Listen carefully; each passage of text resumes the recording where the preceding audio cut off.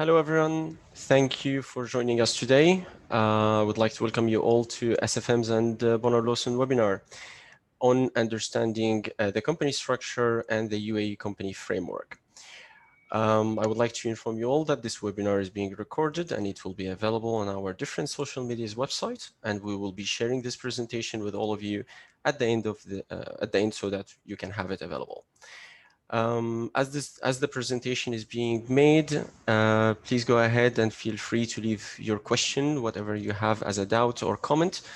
And then we will, as we go, we will try to answer as many as we can at the end of this presentation.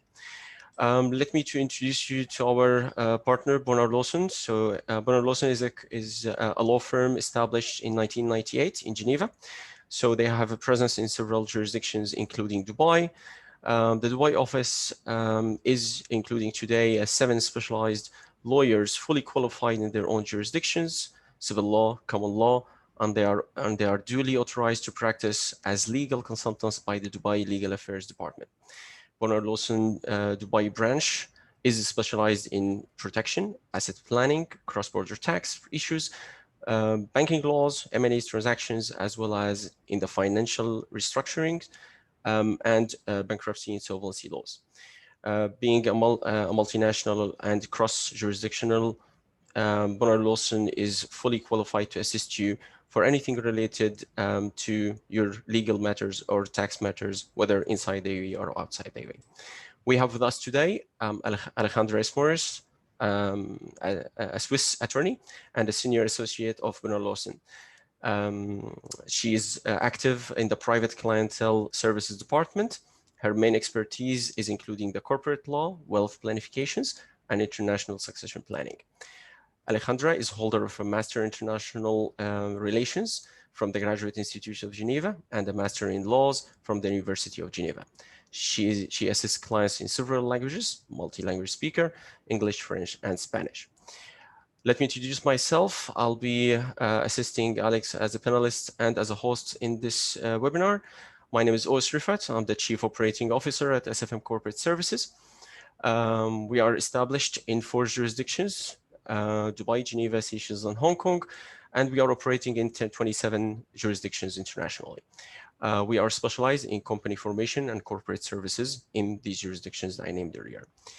I would like to pass you through and across now to Alejandra, who's going to start this presentation. So up to you, Alejandra. Thank you very much, Ovis, and thank you to SFM to hosting this webinar. It's always a pleasure to collaborate with you, Ovis, and as well with SFM. Hi, everyone. Welcome to this webinar on company formation in the UAE.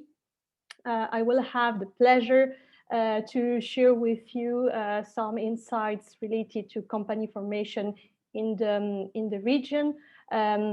Please let me give you a bit more information about myself. As Ovis explained, I'm a Swiss lawyer with Spanish roots, so that's the reason why I have the chance to assist clients in French, Spanish, and English, even if my French accent is very, very strong when I speak in English. Anyway, I recently joined Bonnard Lawson in their Dubai office, in their private client practice, to give also my experience to the clients of the firm in terms of structuring companies in here in Dubai, as well as in other jurisdictions. I've been in Dubai for the last 5 years, assisting and advising entrepreneurs, business owners, high net worth individuals regarding the structuration of their businesses here in the UAE, but also to assist them with other subjects such as asset planification, succession planning, and also to assist them with some investments. I've been trying over the last couple of years to help and to navigate through the UAE legal framework, because anyone who has been dealing with companies here in the UAE you will probably know that the system is quite complex, and we have been facing a lot of changes over the last couple of years. Just to give you some examples, the VAT has been introduced back in 2018. We have also seen the introduction of the economic substance regulation in 2019 to comply with the international standards the international standards provided by the OECD and the European Union. We have also seen several changes last year regarding new novelties to implement regulations that are more expat friendly, especially regarding the UAE personnel status, allowing in fact expat to ensure that their national law eventually will be applicable to the succession, or to choose another regulation also for other questions related to divorce or to their matrimonial regimes. We have seen also a new federal trust law that has been implemented very, very recently. We are still waiting some guidance from the authorities to see how this law will be implemented in the coming months. And last but not least, we have seen also some changes implemented in the UAE commercial company law. This has been implemented to facilitate and encourage foreign direct investment in the country. We will get back to this point at the end of the presentation. But in the meantime, so the learning objectives of this presentation is to help you to understand a bit more what is the current legal framework in the UAE when it comes to company formation, and also to give you some tips that you should take into consideration before establishing your business here in the region, because maybe the situation is a bit different and more complex than in your own jurisdictions. So the presentation of today will be subdivided in 4 parts. Sorry. Yes, here. So I will start with a general overview of the UAE legal framework. Then I will continue by giving you a bit more information about company formation in the UAE, and we will focus on I will say the 3 main categories of companies. Of course, each type of categories can have additional characteristics and different type of companies. But for today, and given the time allocated, we will just present in a general way what are the mainland companies, what are the free zone companies, and also what are the offshore companies, just for you to understand which type of company might be more suitable for your operations. And then, of course, depending on each case, there are some specific, for example, company free zone jurisdictions that could be more adapted, or some operations that could be conducted in a way or another. But still, what is important is just for you to understand the differences. And then I will continue by presenting some changes that have been implemented in the UAE Commercial Companies Law. And at the end of the presentation, I will try to give you, from my perspective, some tips that can be useful before proceeding with the incorporation of a company here in the UAE. So let's start with the UAE legal framework. So I'm not sure if every one of you is familiar with the UAE system, but just as a matter of reminder, the UAE is a constitutional federal country, and it's with 7 different emirates. What does it mean? It means that we have, in fact, a federal level with federal laws, and then each emirate have its own local regulations. And those regulations, federal and local regulations, are governed by the civil law, which is the Sharia law here in the UAE. And in parallel, in fact, there are a certain number of free zone and offshore jurisdictions within the UAE, and those specific jurisdictions have their own rules and regulations. And those rules and regulations have been established based on common law principles. So you have sort of a duality in the legal system, because you have on one side civil law and the other side common law principles applicable. And for commercial and civil matters, this has a very important impact, because let's say you have, I don't know, you have a company, you have a partnership, and at some point there is a dispute arising between the partners in the company. And depending where the company is incorporated, eventually it will be the civil law that will apply, or it could be the common law principles. So that's the reason why it's important just to be aware, because it's better to be prepared in case any dispute should arise in the future, or you should face any kind of situation that will require to file a case with one of the competent courts here in the UAE. So we will see that this duality in the legal system is also reflected in the judicial system, meaning that in fact we have on one side the UAE federal courts and local emirati courts that will be governed by the civil law, and on the other hand, we have the DIFC and ADGM courts, which are the courts from financial free zone jurisdictions, and those courts will be governed by the common law principles. Okay, so just as a matter of brief summary, so for the UAE federal courts and local emirati courts, you have usually the court of first instance, you have the Court of Appeal, and you have the Federal Supreme Court at the federal level, or the Court of Cassation at the local level. On the DIFC ADGM side, you have in DIFC what we call the Small Claims Tribunal. This is really for small cases. Then in DIFC and ADGM, you have the Court of First Instance and the Court of Appeal. And the Court of Appeal, in fact, once you have the decision, this decision cannot be disputed at the Federal Supreme Court normally.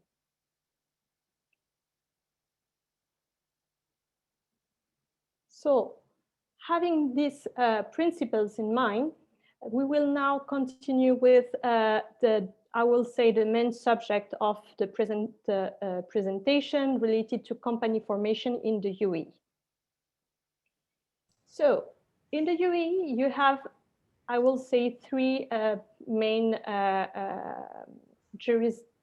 categories of companies. You have what we call the mainland companies, that are also called commercial companies or onshore companies, and that usually can have any kind of activities within the UAE territory, as well as having activities abroad.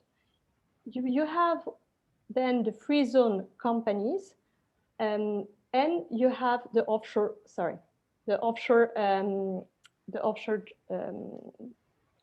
companies.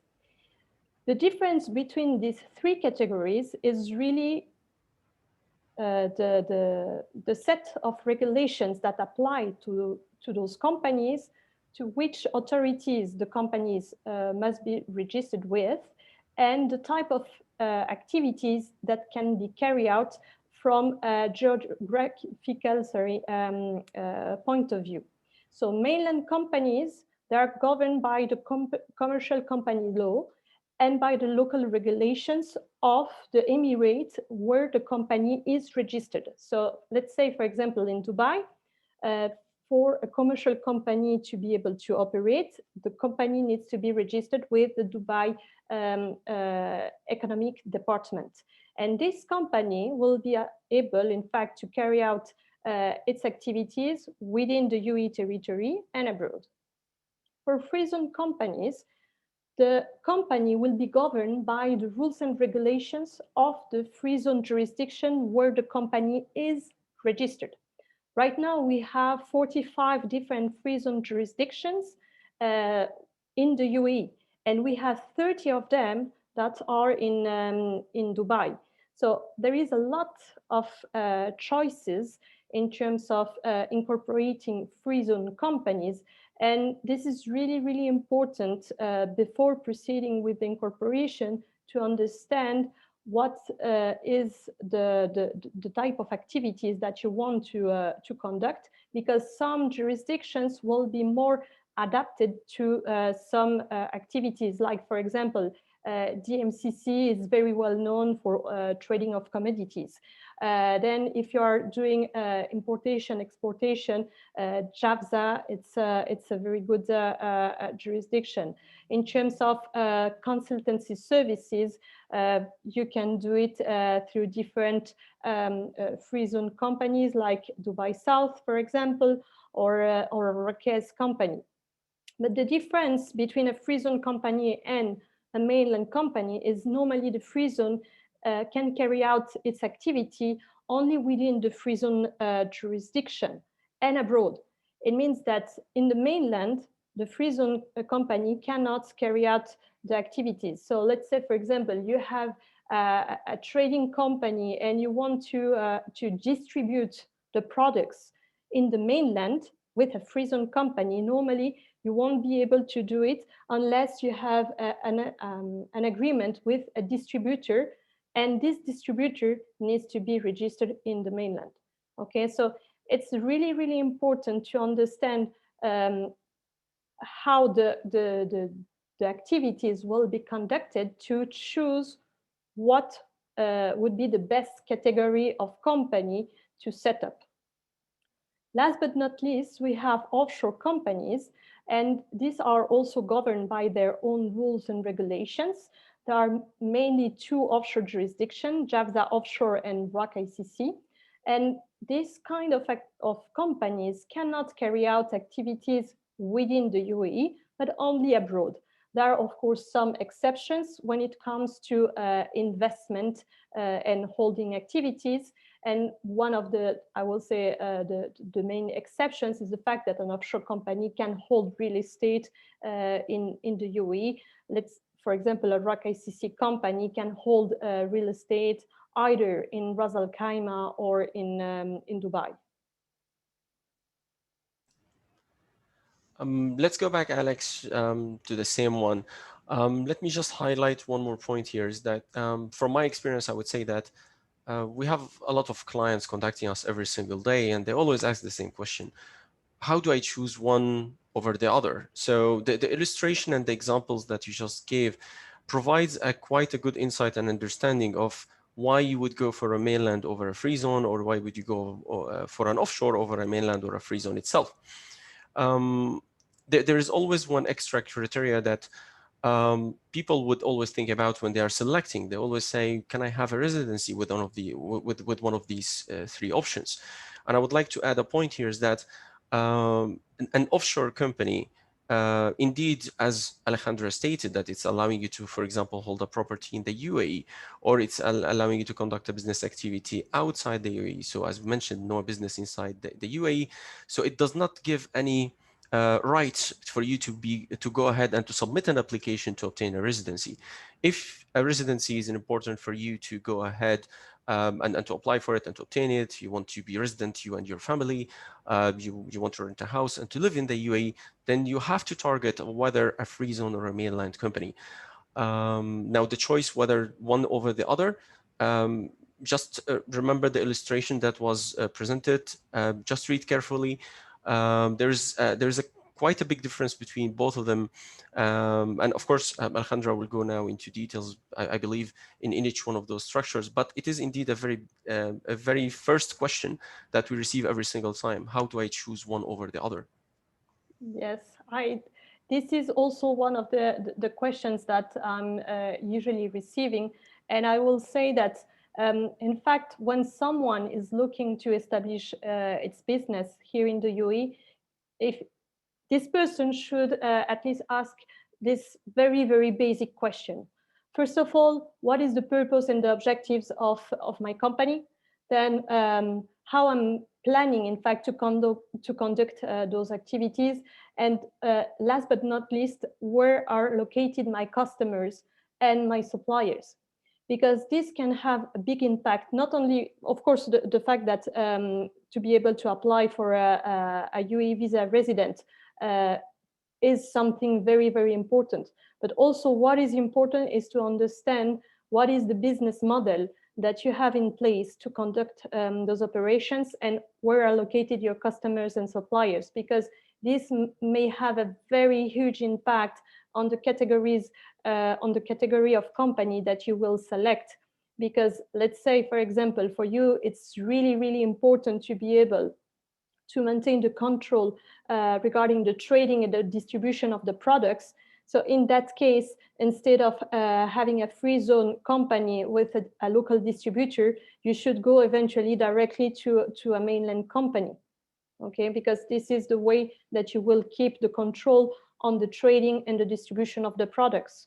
But if on your side, what is important is just to be able to import and export products, eventually a free zone company could be a better option, and you will leave the question of the distribution through, and you will settle the question of the distribution through an agent or a local distributor.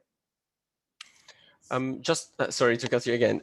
We have Sorry. about 130 attendees following us and hearing us today, and I start to receive already questions. So one of the questions that I would like just to highlight, somebody is saying, and that goes to the last option of the offshore, they say an offshore company cannot hold or can hold a real estate at all, or it just cannot or not allowed to hold a real estate in the UAE. So again, just to highlight that fact. So as we mentioned, Iraq ICC Offshore Company is allowed to hold a property outside the UAE. You can hold a property if you wish in the UAE, in Dubai, in Ras Al Khaimah. This is totally allowed. The only limitation to the offshore company is that you cannot use it to conduct a business activity inside the UAE, and you cannot apply or use it to apply to obtain a residency in the UAE.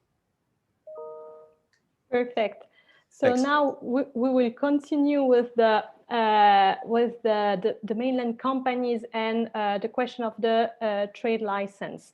So just to give you a bit of information, we have to make the difference between what we call commercial activities and professional activities, because there are different type of license, and the requirements linked to each of those license are quite different. So usually for when we talk about commercial license, this is the type of license to conduct trading activities, construction, manufacturing, shipping. I would say any kind of commercial activity that is legal to be conducted in the UAE. On another hand, we have what we call professional activities that are linked usually to medical activities, legal consultancy activities, accounting services. And for this kind of activities, usually a specific formation is requested. And as you will see hereafter, there are some important, I will say, differences between both licenses, because at the end, it's possible to incorporate a company in the mainland with either commercial license or professional license. But right now, under the current legislation, for a commercial license, a foreigner will need to appoint an Emirati shareholder who will hold 51% of the share capital of the company. It means that as foreigner, you can own only 49% of the share capital. In terms of directors, just one director needs to be appointed. In terms of minimal share capital, unless it's specifically requested by the authorities, there is no minimum requested. Just the authorities will expect that you will allocate the necessary capital to conduct the activities. it will be necessary to have a physical office space in the corresponding emirate where the company is registered. Normally, a service agent is not mandatory, but can be recommended to help with the communication with authorities. And then this kind of company will need to maintain a proper accounting and provide audited accounts. The biggest difference, I will say, between a commercial license and a professional license is that with a professional license, a foreigner can own 100% of the share capital of the company. But this comes also with some disadvantages, which is that the responsibility of the owner of the company is normally unlimited. Of course, it can be covered through an insurance policy, but still for some people, this can be a bit discouraging to start a new business with a professional license. So that's the reason why it's important to mention that. Then there is also one of the big differences is even if you don't have a local shareholder, you still need a local sponsor, and this will be provided by a service agent that needs to be appointed for this kind of company. Still, with a professional license, the company will need to maintain a proper accounting and will need to file audited accounts. Fabrice? Yes, Alex. So, as expected, I see one from our attendees. I see one of the questions that I thought we might actually have it today. So we understand that a professional license could be held by a foreigner 100% ownership. When it goes to a commercial license, then it will have a 49% foreigner, 51% a local Emirati. So the question, of course, it's that I expected. It's that that is stating that the new law of 100% ownership for a foreigner has passed. Why can't I register the company under my name without a sponsor? What would you say to that, Alex? I will say that for the moment, the list of the thing is the law has passed, and the thing is this is one of the points that I will mention later in the presentation. But we can already discuss a bit of that. It's just that for the moment, the local authorities didn't release the guidelines to allow, in fact, companies for a commercial license to be owned 100% by a foreigner. So yes, there are some changes that have been implemented in the UAE commercial company law. And yes, normally in the coming months, it might be possible to incorporate a commercial company that will be held 100% by a foreign shareholder. However, for the moment, it's still not possible according to the last information that I received from the local authorities. But we are expecting that this should change in the coming months. Okay, perfect. And maybe one more question as we are still on this subject. Someone is asking, so if I have an Emirati sponsor in a commercial license that's holder of a 51%, and then I have another, and then on the professional license, I have an Emirati just as a service agent, not holding shares. What is the difference from a client point of view when it comes to that? So basically, if I may highlight quickly, it's exactly what you just mentioned. So here, the Emirati is holder of the shares of 51%. And while in the professional license, he's not owner of or holder of any shares, he's simply a service agent. Is mandatory to have a service agent, but not mandatory to have him as a shareholder in the company. That's correct? Correct. So okay. This is really, I will say, a huge difference. In fact, even if most of the time people don't see the difference, there is a really, really important difference, because when a person is holding 51% of the shares in a company, it means that this person has the majority. So even if you have a side agreement with the shareholder, with the local shareholder, that in fact, in terms of benefit, you will receive most of the profits of the company, and that there is some specific rules on a side agreement, at the end of the day, if at some point the local Emirati is willing to take decisions on behalf of the company, he can also call a general meeting and try to vote some decisions for the company. And especially in case of death of the local Emirati, there is the question of the succession of his participation in the company to his heirs. And the thing is, this is something that eventually you won't have control if you own only 49% participation in that company. While this is a bit different when you have a professional license, because in that case, you have a service agent who is a sponsor, but he's not owning any kind of participation or interest in the company itself. Perfect. So let's continue with the free zone jurisdictions. Here, I will just highlight that we have what we call non-financial free zone companies, which is the majority of the free zones. And we have what we call the financial free zone companies. For the financial free zone companies, we have AGGM and DIFC that are very well known. This is the type of jurisdictions that are highly regulated. They have their own regulatory body. And of course, if you are willing to set up a company to provide financial services in the banking sector, in the insurance sector, or provide asset management services, you should really check a bit more about what type of licenses this specific free zones can offer.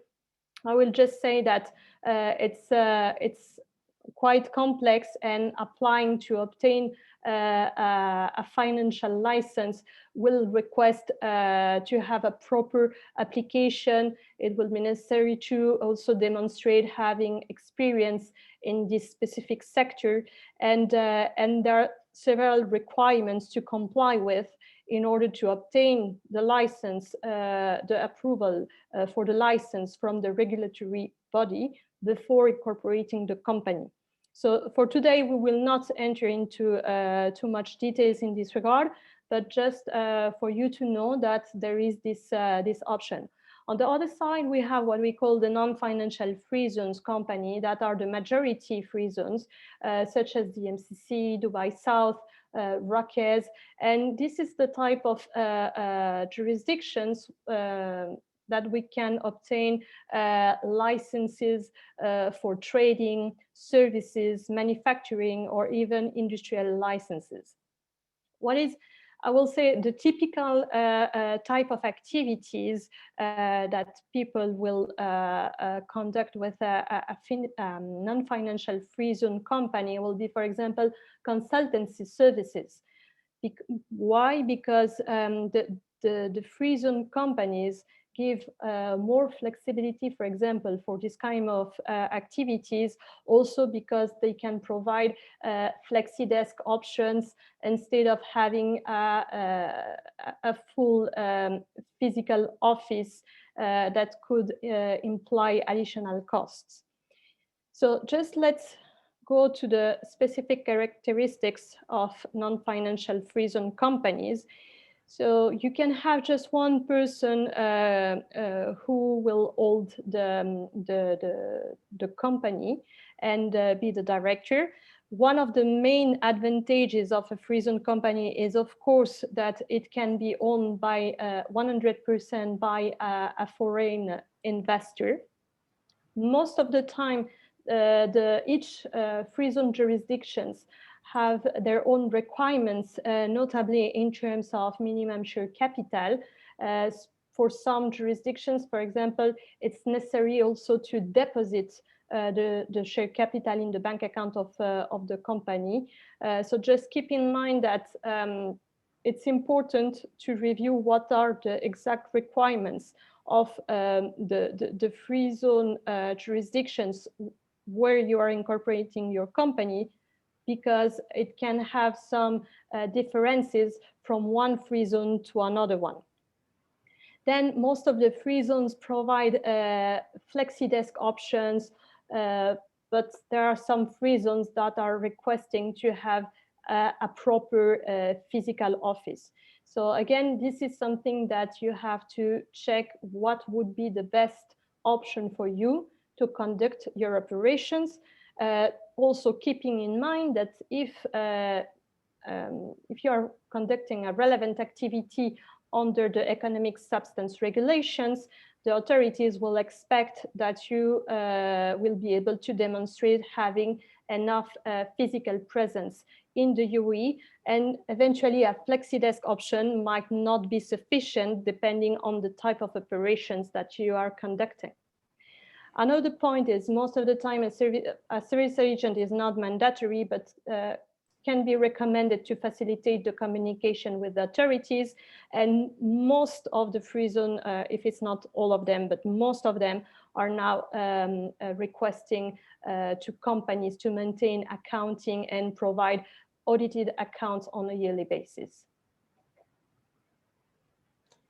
I agree with you. And I would say, even if I may add, it's quite often that we get a question.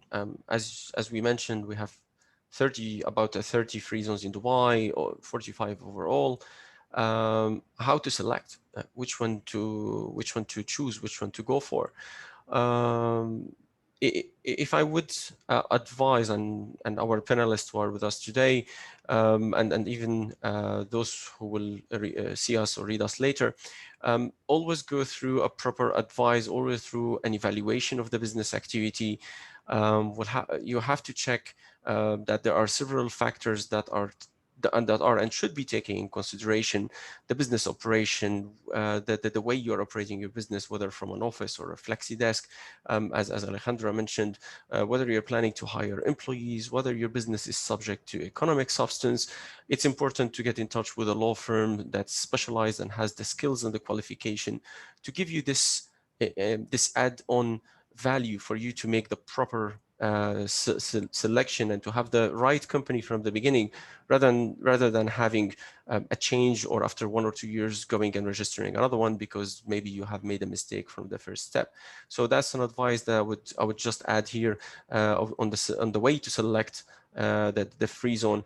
And of course, both SFM and Bonnard Lawson are available to advise you and to guide you through the different options to select from. Yes, and here I will just add something is most of the time people are thinking that the cheapest option is the best option for them. However, depending on the type of operations that you are looking to conduct, eventually you should not only take the cost factor into consideration, but you should check the localization and also the reputation of the free zone for this specific activity. Because there are some jurisdictions that are very well known to be the best free zone jurisdiction to conduct certain activities, and maybe choosing another one could then be a bit more complicated, either to open the bank account or with your for example, clients, because there is also a question of reputation. And for some clients, this is something that could matter. Okay, so what is important again is to establish, I would say upstream, what is the business model, who are your clients, who are your suppliers, and understand what also is expected on their side, because what is important at the end of the day is that you will be able to conduct your operations in a simple way. And sometimes taking just the cost factor into consideration is not enough, and you should really eventually also do your market research, establish a proper business plan, because this will help you to select the best option. And of course, seeking legal advice from professionals, or also with the service providers, because they have also a huge knowledge. And of course, on your side, we are assisting also sometimes in more complex structurations, especially when it comes to a group of companies that is based abroad. So now we will continue with the offshore companies. So offshore companies are usually the type of vehicle that is used to facilitate worldwide investment as well as global trading. We are using also this kind of vehicle for asset planification, succession planning, or eventually also when there is a joint venture project between 2, 3, or more partners to in fact conduct this project through a company registered in an offshore jurisdiction. But I will say that most of the time, offshore companies are used as a holding company or a special purpose company, or otherwise also to trade abroad. And that's the reason why we have the chance here in the UAE to have also this kind of products. Especially right now, I will discuss a bit more about RAK ICC companies because they are offering, I will say right now, a very interesting option, especially for foreign investors who are looking to invest in real estate in Dubai or Ras Al Khaimah. So RAK ICC company, I will say it's very similar to a free zone company. Just you need one person who can be the director, secretary, shareholder of the company. The liability of the shareholders are limited to the issued shares. A foreigner can own 100% of the share capital of the company. The standard share capital is 10,000 dirhams.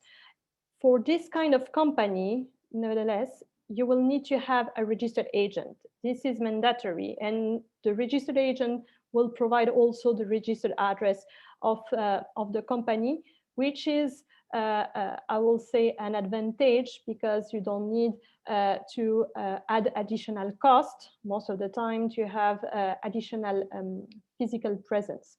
But the thing is, with a RAK ICC company, another point is normally there is no need, there is no obligation to provide audited accounts to the authority on a yearly basis.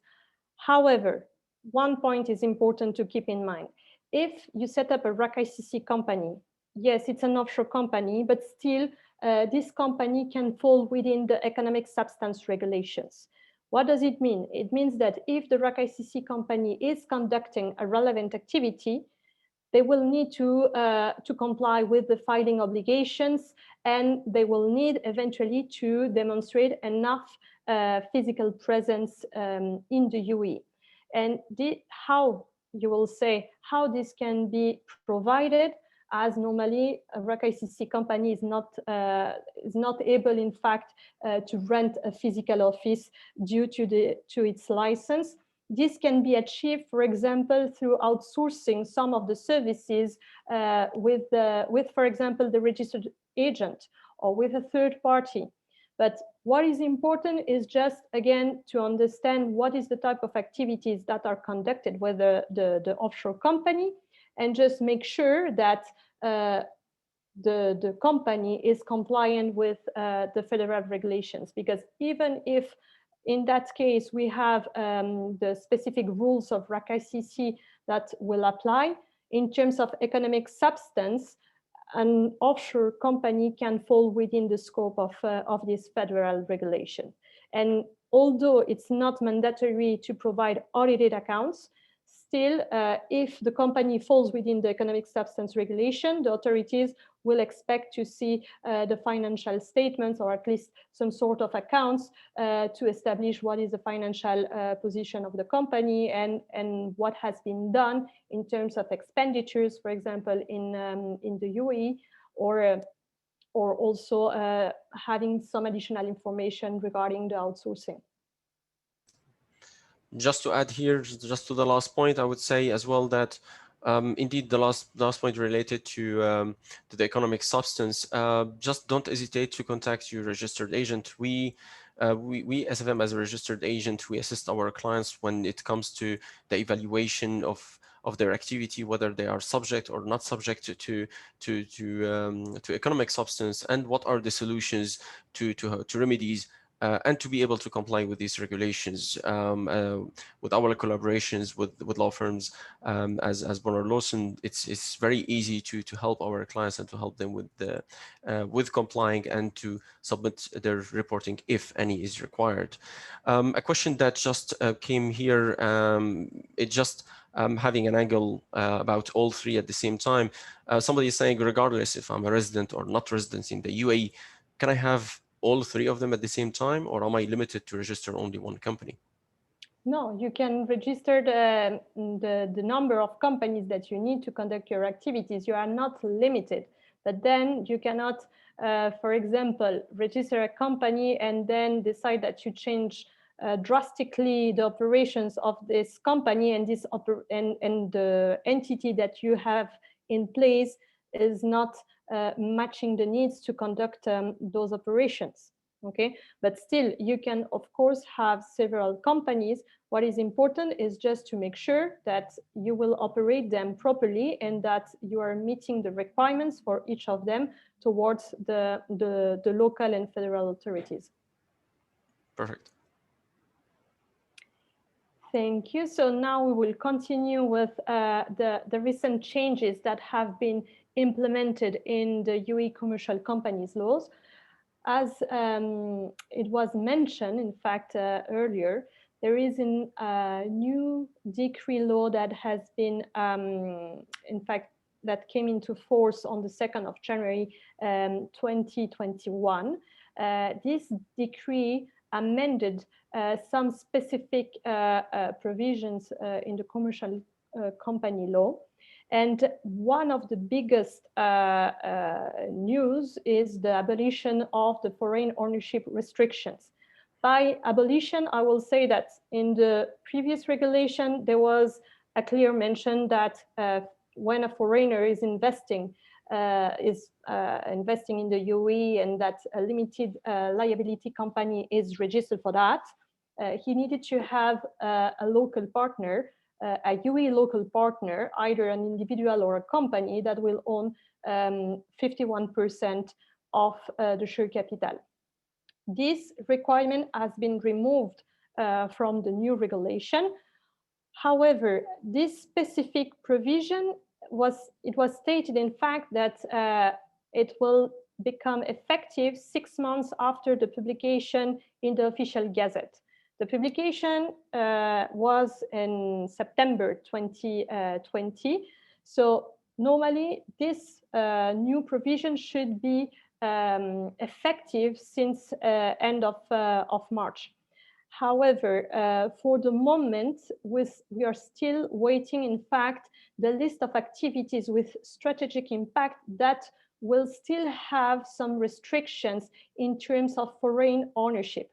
And this list, as far as I know, was not published yet. And once this list will be published, then the local authorities will decide how the restrictions will apply for them. So it means that for a same activity that will be deemed to have a strategic impact, eventually we can have different treatments among the Emirates. So for example, in Abu Dhabi, we will have some specific restrictions. And for the same activity in Dubai, we could have other type of restrictions, because this is something that still needs to be clarified by the local authorities. So at the end, it's a good news, but still remains to be seen how it will be implemented by the authorities. And just to add one point, it means that new companies will benefit from this change of regulation, but also companies that have been already incorporated. However, right now, what we don't know is what will be the mechanism to eventually remove a local shareholder as normally a local shareholder will need to consent to his removal. So still a lot of things to be clarified. However, we are expecting in the coming months to receive more guidance and information from the authorities to be able to share the same with the clients.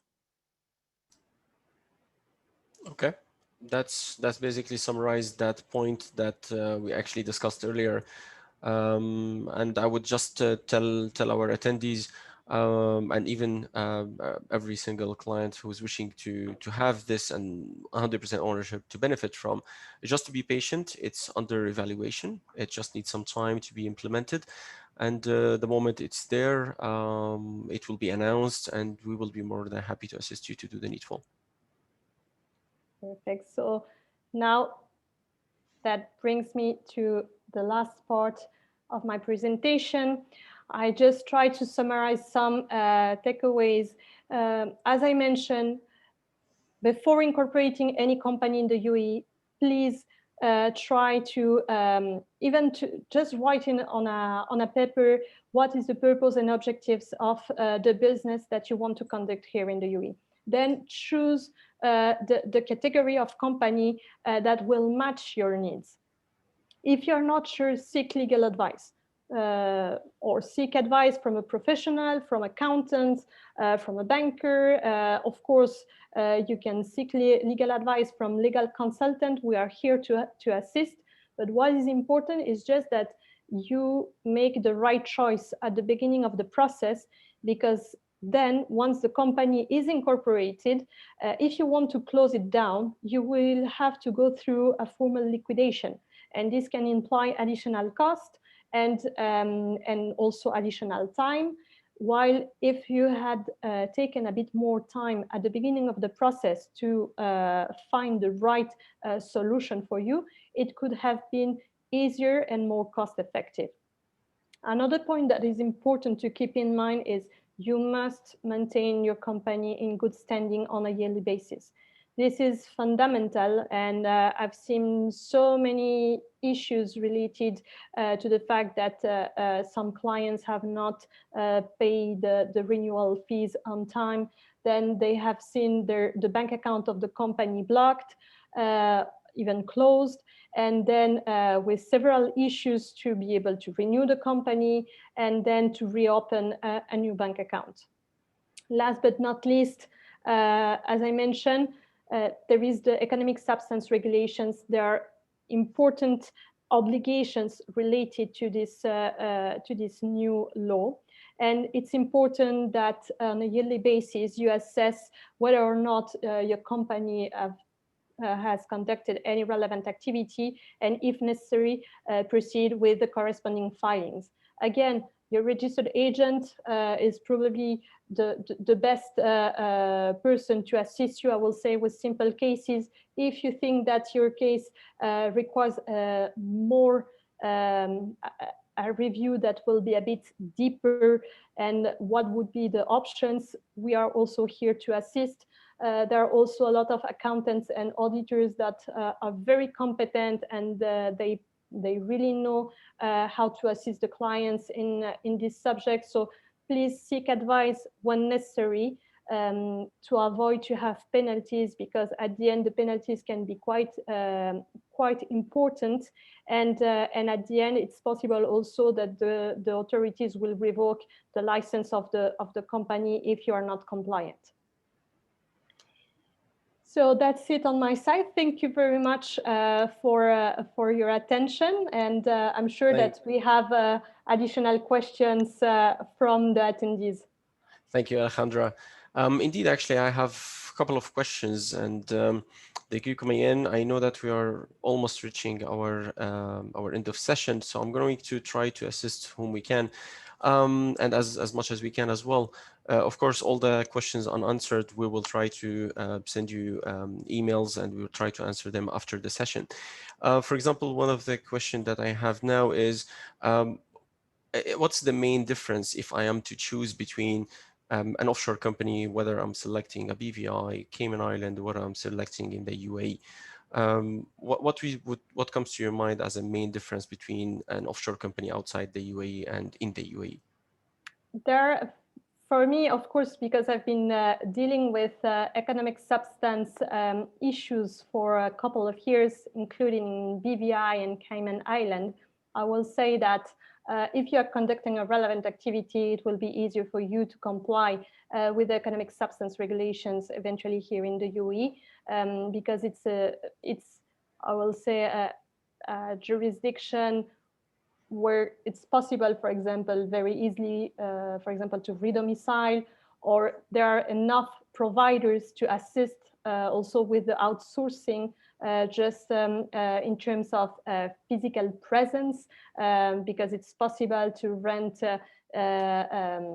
for example, an office in a business center, because there are a lot of people who are competent to assist with this matter. But at the end, it's always a question of if you will feel more comfortable to go for a BVI company or a Cayman company or RAC ICC.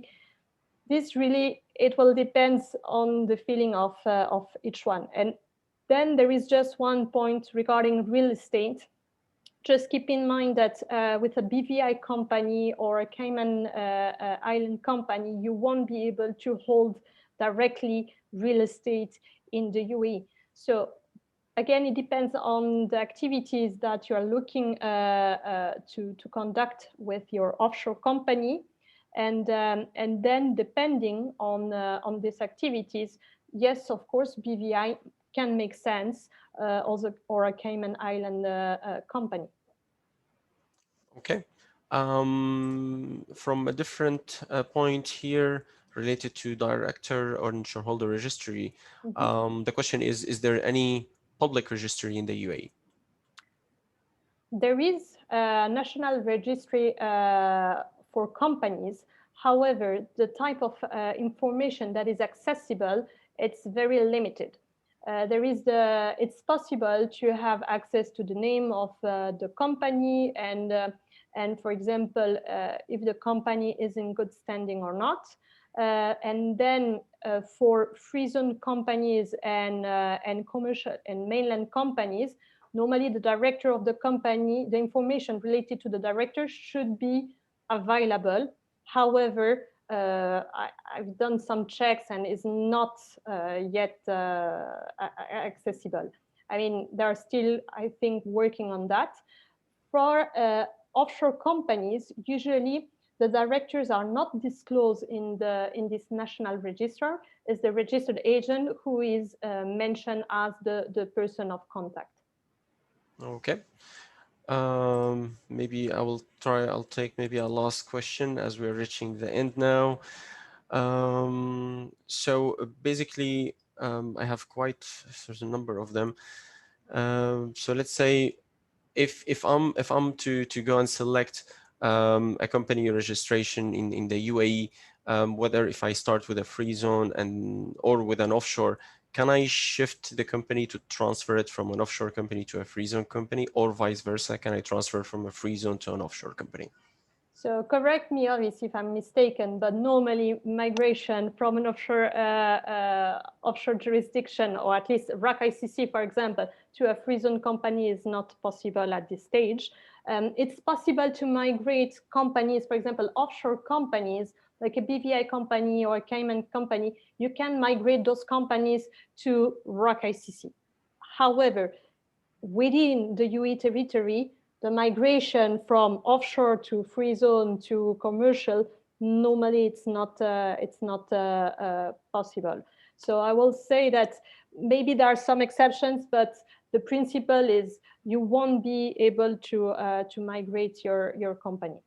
I agree with you. Generally speaking, for an offshore company to be able to have a presence in the UAE, if they are planning to change it from an offshore company to a free zone company, the best way is actually to register a subsidiary of that offshore company, to be able to have a presence locally, to be able to have an office in the free zone or in the mainland if they wish to have as a mainland company.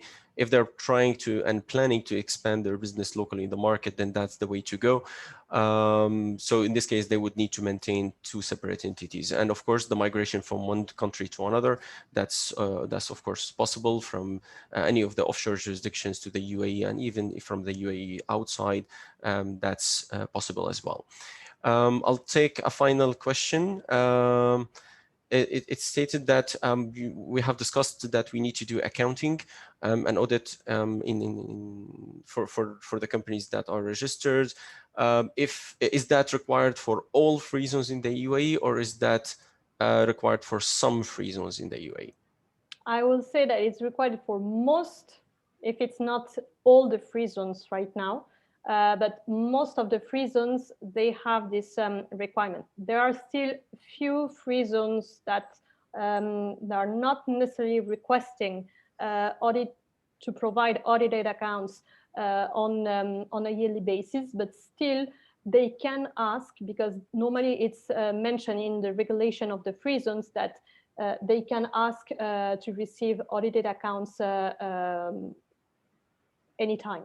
So again, it depends on each free zone, but most of them right now, they have this requirement. And for the ones that is not mandatory yet, I believe honestly it will change in the coming years. I would say the advice that we can give here is that regardless where is your free zone registered, just if it's required, then you will have to do your accounting and audit, and we will tell you which are the zones that you will be required to submit and to maintain. For those that you are not, just keep your records up to date, keep maintaining your documents whenever it will be required. If it's going to change, we never know. Just keep your documents. It's always good to keep your financials up to date, your contracts, invoices, and so on. That's the proper practice of doing business. We are at the end of our session today, so I would like to thank you very much, Alejandra, for being with us. Thank you for your time, your valuable input, for all the comments that you have added and clarified to us today. Thank you for our attendees. We have had about 150 attendees today. So thank you all for being with us. Of course, for those who were asking me about this webinar, so I confirmed that yes, this webinar is being recorded, and we will be sharing the same with all our attendees, and we will be sending it for all of you. If you have any question, please don't hesitate. So we have our contact page that's mentioned ahead. Please take note. Anyway, you will receive our record, so you will have the details. Don't hesitate to contact us. Thank you, Alejandra. Thank you, Bonnard Lawson, for partnering with us today. And I wish you all to have a good day. Alejandra, maybe a last word? Yes, thank you very much to all of you. And as I said, please do not hesitate to seek advice from professionals if requested. I know that it can be quite challenging to navigate through the UE legal framework, but it's just a question of preparing and identifying your business model, and to find the right solution to be implemented according to the circumstances of your case. So please feel free to contact me. I will be pleased to assist you. Thank you very much, Alejandra. So stay safe, everyone. I wish you all who are fasting Ramadan Kareem, and have a good day. Bye-bye. Bye-bye.